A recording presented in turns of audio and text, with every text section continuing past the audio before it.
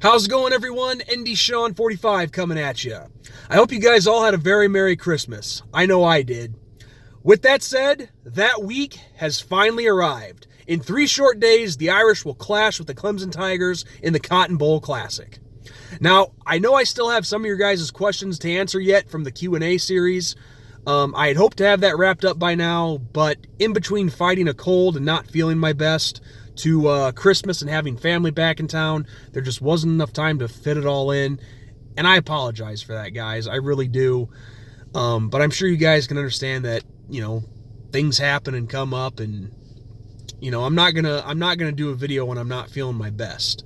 But look, you guys have my word that I will get to answering those remaining questions, and you can take it to the bank. And when I make a promise, I will follow through on it. It's just at this point in time, it's going to have to wait until after the Cotton Bowl, which I'm sure you guys can understand that. But with that said, let's get to discussing the Cotton Bowl. Now, first off, this is not a surprise to us Irish fans, but it is just astounding the amount of disrespect this team has gotten these past several weeks from the media all the way down to the ordinary average fan.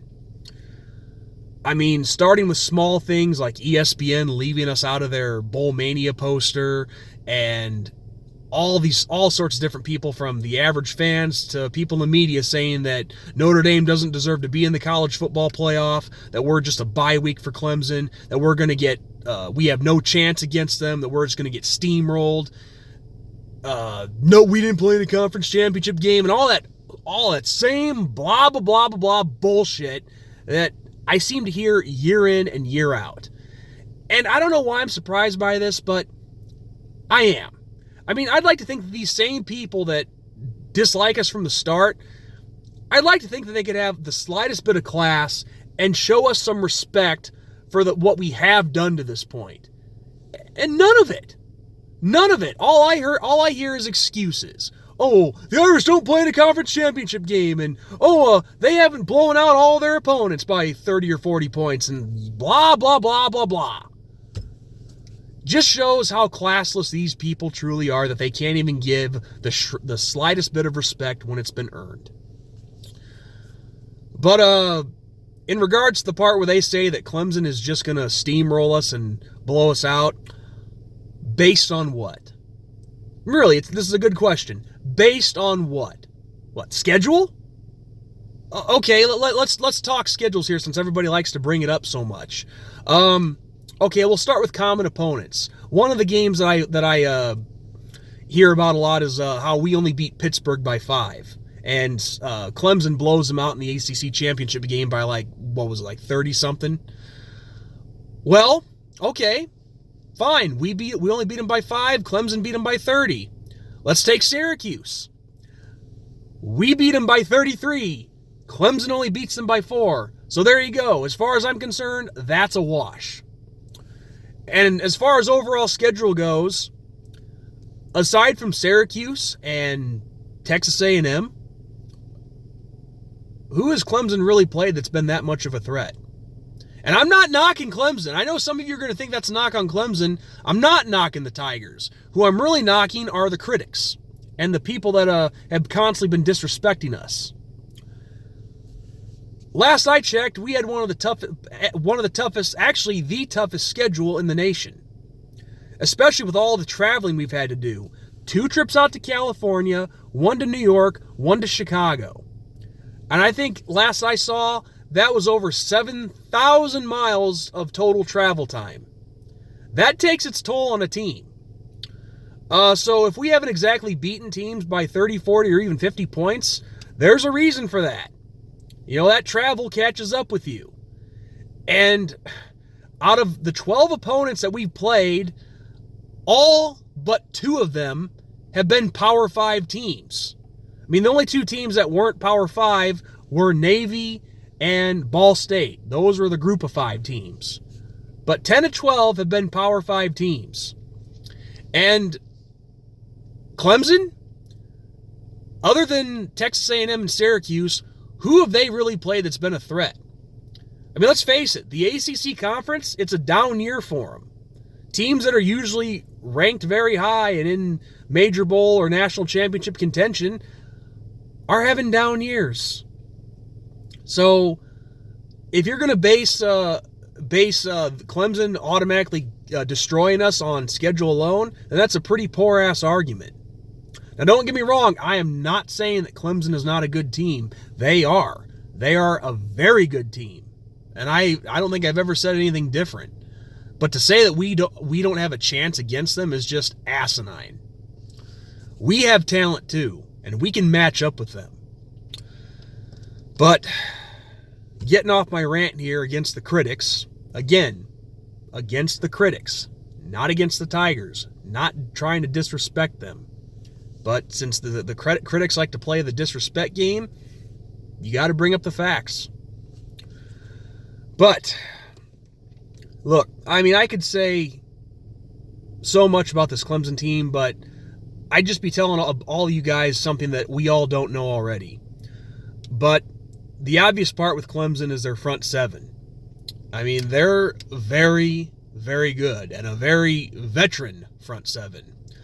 Now, of course, with the big news, they're going to be losing one of their stud defensive linemen, that Lawrence. They just had 3 players get busted on a drug test, and I could be wrong in this, but I think it's official that all 3 of those players will not be playing in the Cotton Bowl, unless I read wrong. But that's not even as part of the game itself, the game strategy. That's a big factor already. Those guys not being able to go. It was Lawrence on the defensive line, and then a tight end, and I think it was an offensive lineman, if I'm not mistaken. And also, I'm not trying to look ahead, but I think Alabama even lost 3 guys on their team too. So with all these failed drug tests and suspensions, who knows? This whole playoff could have been shooken up a little bit. But let's get back on track with the game here. Now, we all know how good that Clemson front seven is. And this is where it starts, in my opinion. And also, I got to give a lot of the credit on this to my brother, because he's the one that actually brought this to my attention, and I went back and looked it up and just saw it for myself. But, of course, I'm not going to put anybody on YouTube who doesn't want to be on one of my videos. But he brought this point up to me. I went back, saw some clips, and this is very, very accurate. But this is where it all starts. It's in the trenches. Our offensive line has got to stop their defensive front seven. If our offensive line is able to do that, this is how the Irish attack. We throw the deep ball against Clemson all day long, especially against their safeties. Their safeties have given up so many big plays, big play after big play after big play all season long from the clips that I've watched. We stop their front seven, look out. Book is going to have a field day throwing the ball. If we can properly attack their safeties, put up the jump ball to Boykin or Claypool, then I think we're going to have a lot of success if we're able to do that. That's going to be a key factor in the game right there, is winning the battle in the trenches and opening up that deep ball. And of course, we have to find a way to establish a run game too. Goes back to the trenches argument, but even if we win the trenches, I don't know if we're going to be able to get the basic pounded up the middle running attack. I think for a running game, we might have to do a little trickery. Maybe use some more jet sweeps and pitches and things like that. But that's the main thing with our offense, is to stop that front seven and go with the deep ball, especially against their secondary, because their secondary, it's been I wouldn't say atrocious, but it's been pretty rough on them this year. They haven't exactly they've gotten a lot of help from their front seven, put it that way. Defensive side of things, I mean, Trevor Lawrence, freshman quarterback for Clemson, he's been he's been an amazing talent. He's been an amazing sign for them. He's done a great job for a freshman quarterback. A lot of success. He's the real deal. And of course, when you have a nice target like T. Higgins to throw to, who can go up and get it, a lot of speed, it's no surprise why. So those are the two key offensive players on Clemson that we're going to have to shut down. But I'm confident that we can, because we've got the defense that can do it. I mean, really, our defense has done a phenomenal job all season long, and I've said that many times throughout the season, but they've shown it week in and week out that they can compete with any offense in the country, and they're capable of shutting down some of the best players in the nation. But of course, for a team like Clemson, you're going to need to step it up big time. Extra pressure, play flawless football, and just really we gotta keep doing our thing. But one thing that I would like to see, though, we can't have it be like USC. We can't give up, an 8 freaking yard cushion at the corner position. Got to press them a little more. If you want to give 5 yards, 4 or 5 yard cushion, okay, I get that, but not 8 or 10, not an 8 or 10 yard cushion. Got to press these guys. Got to put the pressure on. So our front seven has to bring it all. And as we've shown, we've got the guys that can get it done. So I'm not too worried about that. But going back to offense real quick, and this is probably something that I should have said first. No turnovers. But that's just a given for any offense. But in this game alone, and against this kind of opponent in the Clemson Tigers, we turn the ball over, we are screwed. They will make us pay for it.